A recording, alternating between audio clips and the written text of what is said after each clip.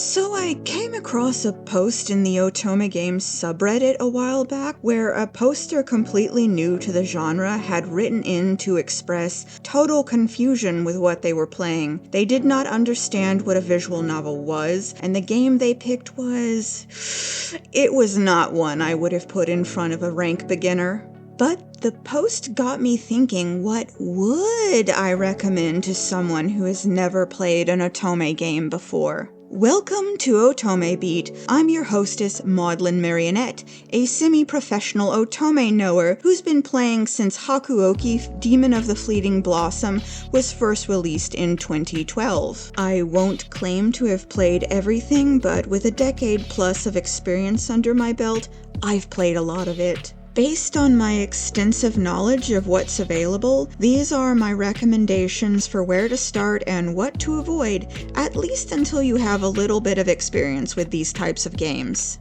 Now imagine this. You've never played an Otome game before. You go to the game store and pick one with a cool, handsome, suave-looking guy on the cover. Go home and lock in, ready to get swept off your feet by this man. But then there is this really long part that introduces the plot and a bunch of other characters, but you don't care about them because you're too busy making googly eyes at the hottie. Every now and then, dialogue choices come up for all the other guys except for the one you care about. You never pick mean answers because the thought of being cruel to an NPC makes you feel bad. But there's this affection meter in the menu screen, and everyone else's meter keeps rising except for the cool guy who remains stubbornly stuck at 0. Then the romance route begins after 10 hours of reading, but it's not the guy who makes your heart go pity-pat. It's one of the other dudes that you don't care about. You don't want to make kissy face at this guy, and you're so confused. Then you go to Reddit to find out how to romance the cool guy. And that's when you learn that your fave is the locked truth route character whose storyline builds upon all the other routes and answers all the lingering mysteries to complete the overarching story.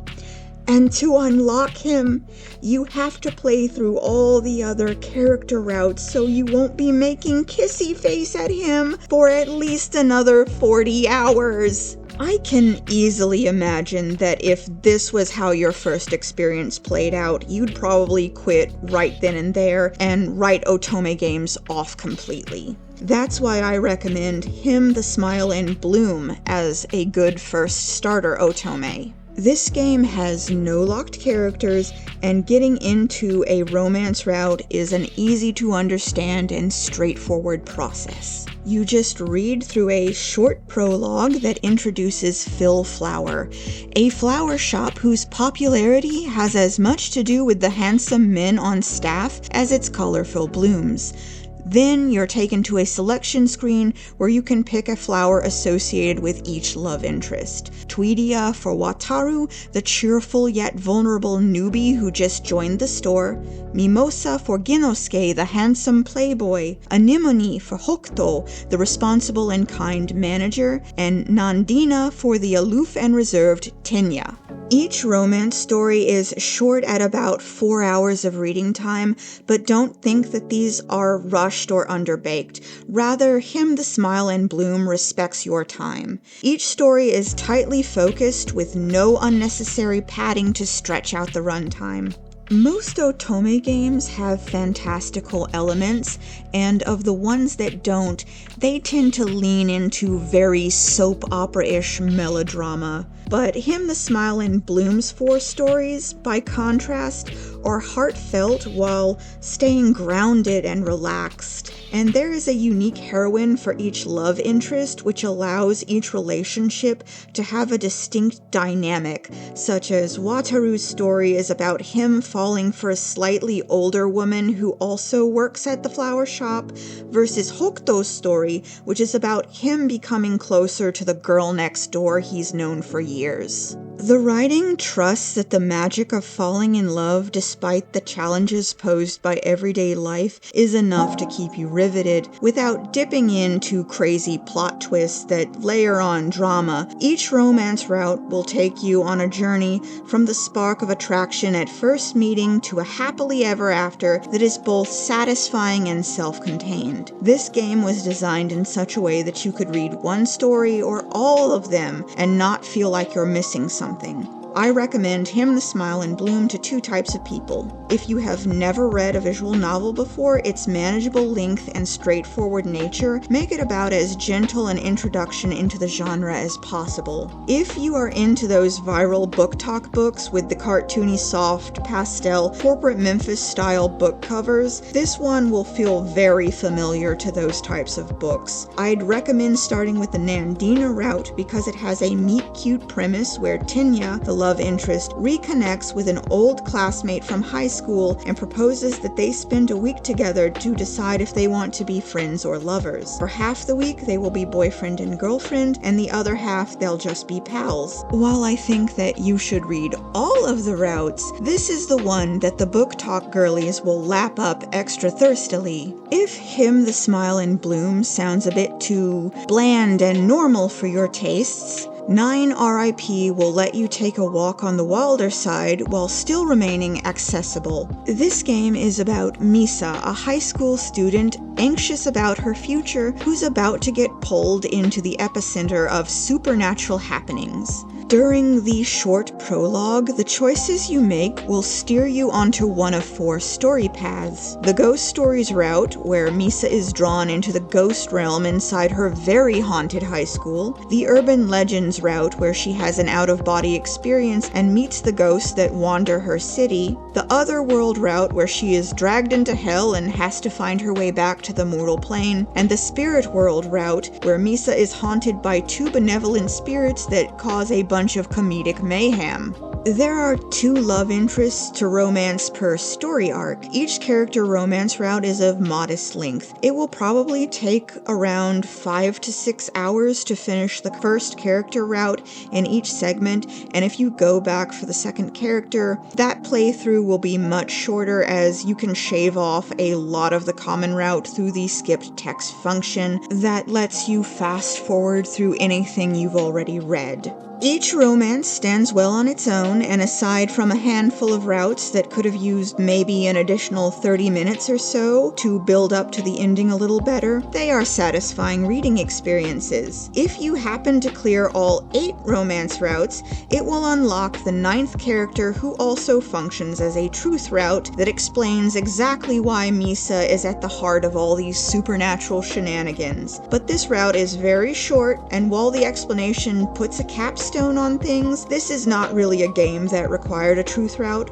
Players who aren't willing to lock in and read 9 IRP to full completion won't be missing too much if they just play the character routes that look appealing to them. Anyone worried about the content can rest assured that 9 IRP is more horror themed than actual horror. While certain arcs can feel tense and eerie at times, you'd have to be a huge cream puff to ever find this game scary. As most of the love interests are ghosts, the character backstories can delve into some dark and depressing subject matter, so player discretion is advised if you're sensitive to that kind of thing. If you've played and enjoyed the likes of Phoenix Wright or Zero Escape, then your ideal starter Otome is Even If Tempest. In this dark fantasy Otome game, you will assume the role of Anastasia, a tragic girl who gets burned at the stake only to gain the ability to rewind time after death. This power doesn't come without a price, though. In exchange, she has to defeat an entity called the Witch of Ruin in a high-stakes Danganronpa-style trial. Each time the witch appears, he curses a random person with dark magic, compelling them to kill while the kingdom falls under an enchanted sleep, so there are no witnesses to the bloody deed. The only way to stop the deaths is through a witch trial in which people marked with mystical chains around their neck are gathered from across the kingdom and forced to find the killer hiding among them. Anastasia's victory depends on sussing out the murderer across several of these mini-murder mysteries. Anastasia investigates the crime with one of the 4 love interests at her side, finding evidence she can use at the trial to find the killer, while preventing the innocent from falling victim to the hangman's noose, along with tragic love for each man. To add a bit of spice, the role Anastasia plays in the trial changes with each round, affecting how directly or indirectly she can guide the outcome. The story is very dark, but the mysteries are also quite compelling, and the plot is a wild, unpredictable ride that makes it worth dealing with the depressing subject matter. Another thing that makes it good for beginners is its linear nature. Instead of navigating a common route 4 times to access 4 stories that run parallel to each other, the routes of Even If Tempest occur one right after the other. No confusing unlock conditions, and every route helps to build up to the conclusion that makes this Otome game feel cohesive in a way that many multi-route visual novels simply don't.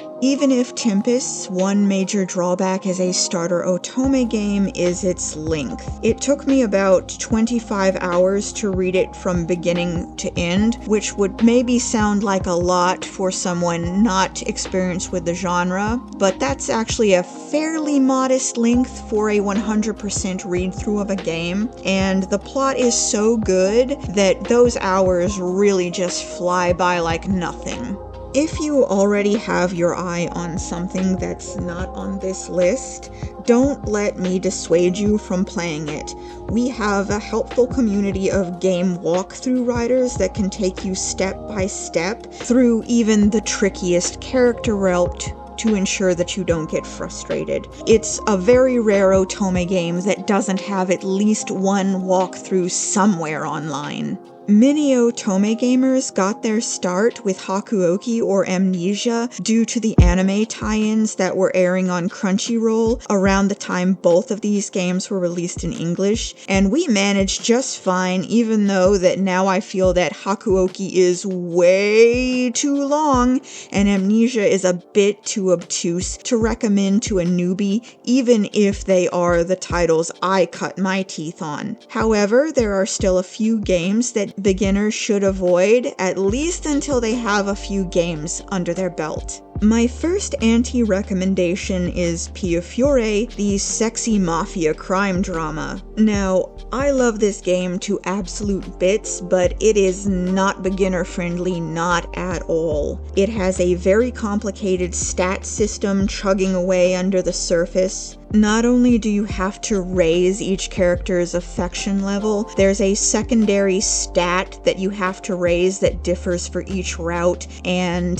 the game never tells you what it is until you happen to clear that route for the first time. And there's one character in particular whose route works on a completely contradictory, topsy-turvy troll logic because the game is deliberately trying to steer you into its shocking bad ending. I know that it's hard to resist the allure of its beautiful gangsters, but I think its complicated stat systems are just going to make this one way too frustrating for your average beginner. My second anti-recommendation is Gacha Otome games in general, but specifically the one with the name that sounds like liver and deep dish pizza. I'm not even going to attempt to show footage because I know the company that owns liver and deep dish pizza spends a lot of time and money to maintain this game's image on social media, and I'm not confident that I can make a video mentioning it in a negative way and avoid a copyright strike. As impressive as this particular game looks with its slick 3D character models, at the end of the day, it's just just a slot machine. Its superfans will fully admit that they are gambling when defending Liver and Deep Dish's monetization practices, but when someone points this out to criticize the game, this suddenly becomes a controversial statement. Gacha games are carefully calibrated to hook players in with the promise of a free-to-play game, but eventually it steers them into spending money in the in-game shop. And there are people who literally spend hundreds and thousands of dollars every month on gacha pulls to try to get the limited time items. But every gacha game eventually meets the same fate. When it stops making the devs richer than God, that's the day you get the dreaded end of service announcement. And when the servers go down, it doesn't matter if you never spent a dime or you blew your life savings. The game is just gone. I am not singling out Liver and Deep Dish Pizza to say it's more nefarious than, say, Honkai Star Rail or any of the other heavy hitters right now in the gacha space, but I am singling it out because it is the Otome game that tends to get the most social media attention, and I really do not want a beginner to fall into a gambling addiction because they don't know what they're getting into. We deserve high-quality, high-budget Otome games, but we do not deserve to be exploited in pursuit of those things. If you do a general search for best romance visual novels, most likely you will hit a listicle full of nothing but streamer bait parody games. Usually the only Otome game that makes it onto these accursed lists that make my soul hurt so bad is Hatoful Boyfriend, the jokey game about dating pigeons. Now, you'd think the game must be pretty good to get the attention of game journalists who act like vampires splashed with holy water when you ask them to play a visual novel. And it is! Hatoful Boyfriend is a funny game. And the most hilarious thing is that most of the people praising it are only enjoying it on a superficial level. Its popularity has guaranteed that most people who play it will never understand its humor beyond it being the silly dumb bird game that is funny because everyone is a silly dumb bird and everyone treats that like it's totally normal. Trust me, once you get a few Otome games under your belt, like an enlightened bodhisattva, you will enjoy Hatoful Boyfriend on a level that most people who just laugh at the bird boyfriend concept could never conceive, especially the subversive final route that unlocks after you've completed all the romance routes. So much like Piofiore, this is not an anti-recommendation because of quality, it's an anti-recommendation because it's great for intermediate level Otome gamers, but an awful starting place for beginners. And those are my recommendations and anti-recommendations. Regardless if you listen to my advice or not, I hope you find a wonderful Otome game and learn to love this genre as much as I do. If you found this video helpful, why not give it a thumbs up and subscribe to the channel? I've set a goal for myself to release a video every 2 weeks related to Otome romance and girly pop gaming. Otome veterans, why don't you sound off in the comments and tell me what your first Otome game was and if you'd still recommend it as a starting place for newbies today, because more recommendations are never a bad thing. This has been Otome Beat. Thanks for watching.